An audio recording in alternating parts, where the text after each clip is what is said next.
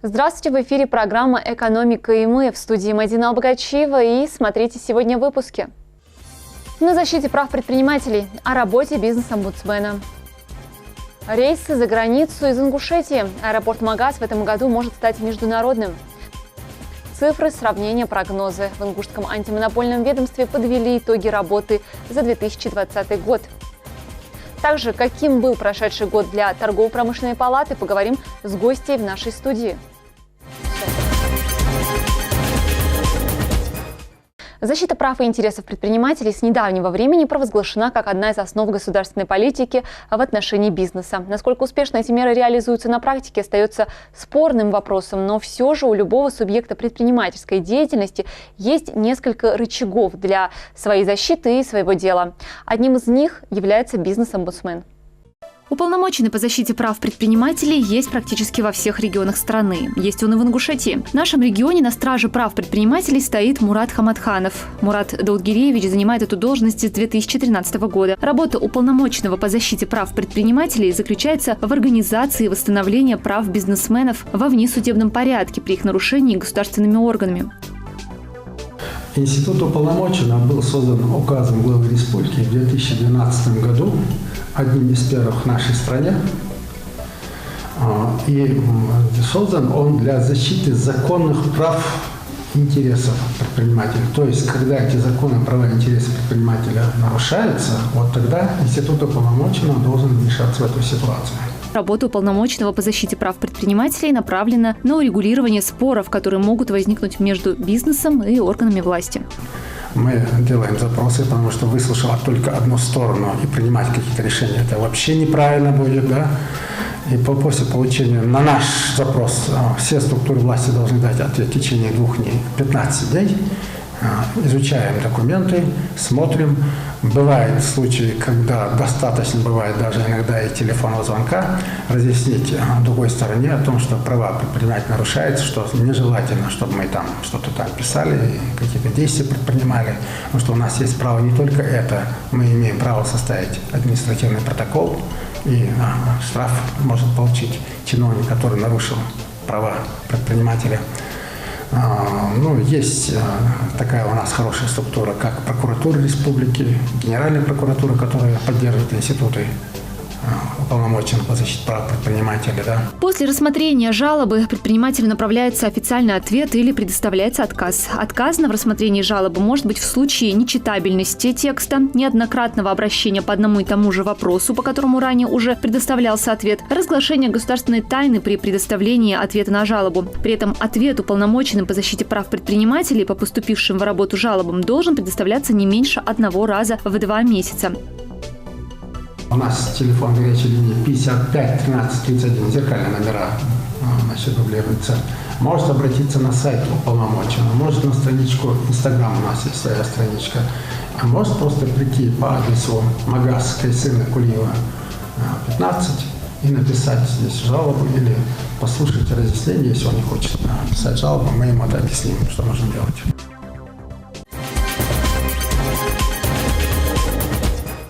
Возможно, в скором времени жители региона смогут летать за границу из Ингушетии. Через аэропорт Магаз станут доступны полеты в Казахстан, Арабские Эмираты, Турцию, Азербайджан.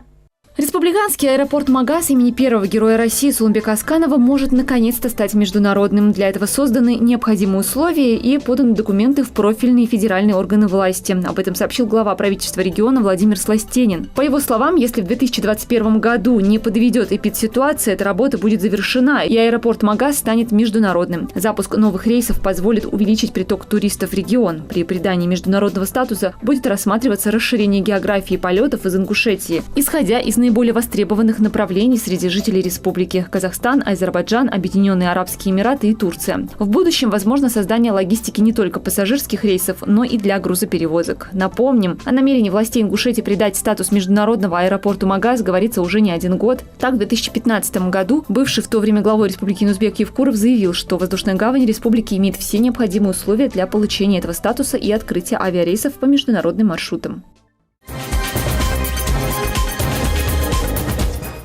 Друзья, ну что ж, наша программа продолжается. В студии у нас гости. Это Радмила Налгиева, президент Торгово-промышленной палаты Республики Ингушетия. Здравствуйте, Радмила. Рада видеть вас сегодня в нашей студии. И хотелось бы поговорить, что это за организация Торгово-промышленная палата, чем занимается? Здравствуйте, Мадина. Спасибо за приглашение. Торгово-промышленная палата Республики Ингушетия в этом году отметила 22 года со дня образования торгово-промышленной палаты. Вообще, торгово-промышленная палата Республики Ингушетия – это часть системы. Сегодня в Российской Федерации действует 179 торгово-промышленных палат. Это региональные и муниципальные торгово-промышленные палаты. Более того, мы, скажем так, не одни. В мире 12 тысяч торгово-промышленных палат. Это такая система мирового уровня, я бы сказала. Кроме того, 36 зарубежных представительств имеет торгово-промышленная палата Российской Федерации. Радмила, расскажите об основных функциях торгово-промышленной палаты. Торгово-промышленная палата, я бы сказала, делится, вообще функции торгово-промышленной палаты, они делятся как бы на два чемоданчика, я бы сказала, да. Один – это такой, когда у бизнеса все хорошо, и необходимо продвижение, то есть поиск партнеров, в том числе зарубежных, и так далее. Вот тогда торгово-промышленная палата подключается, и, в принципе, по своей системе это очень достаточно легко, потому что мы, собственно, в системе, это как одна такая большая семья, с коллегами все абсолютно знакомы, все друг друга поддерживаем, поэтому достаточно легко, то есть очень в ручном режиме, в принципе, можно передать информацию, либо получить ее. И второй чемоданчик – это, наверное, такой вот, как скорая помощь, знаете, когда необходима помощь, поддержка бизнесу. Это и юридические консультации, в том числе с привлечением лучших юристов нашей страны, я бы сказала, да, которые работают в системе торгово-промышленных палат. Буквально в этом году наши специалисты прошли обучение, и Торгово-промышленная палата Республики Ингушетия теперь наделена правом фиксировать обстоятельства форс-мажора. Это обстоятельства непреодолимой силы. Также в этом году 3 наших специалиста прошли обучение, и уже в 2021 году, мы сейчас проходим аккредитацию, в 2021 году наши предприниматели, в частности, это экспортеры, которые экспортируют продукцию, будут иметь возможность получать сертификаты, такие как СТ1, формы А, общие формы. Это вот, в общем-то, все, что связано с внешэкономической деятельностью. Радмила, а сейчас хотелось бы поговорить об итогах года. Каким был год для торгово-промышленной палаты 2020? На самом деле 2020 год, наверное, сложный был для всех, в том числе, в первую очередь, для бизнеса, для торгово-промышленной палаты. Само собой, потому что торгово-промышленная палата действует во благо, да, и в интересах бизнеса. Поэтому с апреля месяца, вот когда началась пандемия, торгово-промышленной палатой была открыта горячая линия по поддержке предпринимателей. Также торгово-промышленные палаты региональные были наделены, в том числе приказом и поручением правительства Российской Федерации, фиксировать обстоятельства непреодолимой силы и выдавать заключение бизнесу. И хочу сказать, там беспрецедентное решение было руководства Торгово-промышленной палаты Российской Федерации выдавать эти заключения на безвозмездной основе. То есть торгово-промышленные палаты делали эту работу бесплатно. И в этот период нам поступило 168 обращений с различными вопросами, то есть на горячую линию. Могу сказать, что последние звонки там даже иногда заканчивались в 23:00. То есть мы принимали звонки, потому что, понятно, бизнес не понимал, что ему делать в тот момент. И большая часть из этих обращений, это где-то около 80%, была разрешена путем устных консультаций. То есть мы объясняли, как пойти на компромисс. В основном это договорные, это контракты, да, потому что из-за введенных ограничений люди не могли исполнить свои обязательства в рамках заключенных договоров и контрактов. 9% обращений мы в письменной форме дали разъяснение. 5% случаев мы выдали заключение о форс-мажоре. Радмила, расскажите о планах на 2021. Планируем развивать межрегиональное сотрудничество. То есть все-таки я считаю, что бизнес должен интегрироваться. Необходимы новые связи, новые каналы сбыта, тем более в условиях пандемии. Планируем презентации инвестиционного потенциала Республики Ингушетия, в том числе на площадках наших коллег в других субъектах торгово-промышленных палат, с привлечением членской базы. То есть мы понимаем, что сегодня члены торгово-промышленных палат – это такие самые активные, наверное, в регионе, да, предприниматели, которые, как правило, всегда ищут связи, выход на новые рынки. И я думаю, это будет интересно.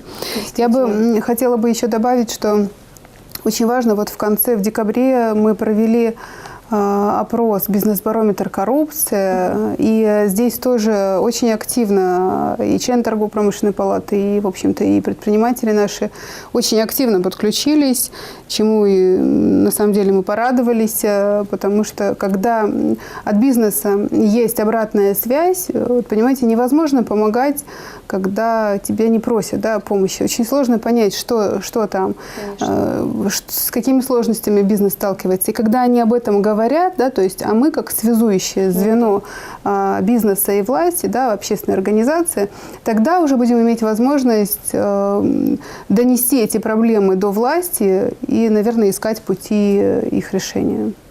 Ну что ж, Радмила, спасибо вам. Я желаю успехов в вашей работе, реализации всех намеченных планов. Ну что ж, друзья, а наша программа продолжается. Оставайтесь с нами. Я напоминаю, что в гостях у нас сегодня была Радмила Нальгиева, президент Торгово-промышленной палаты Республики Ингушетия.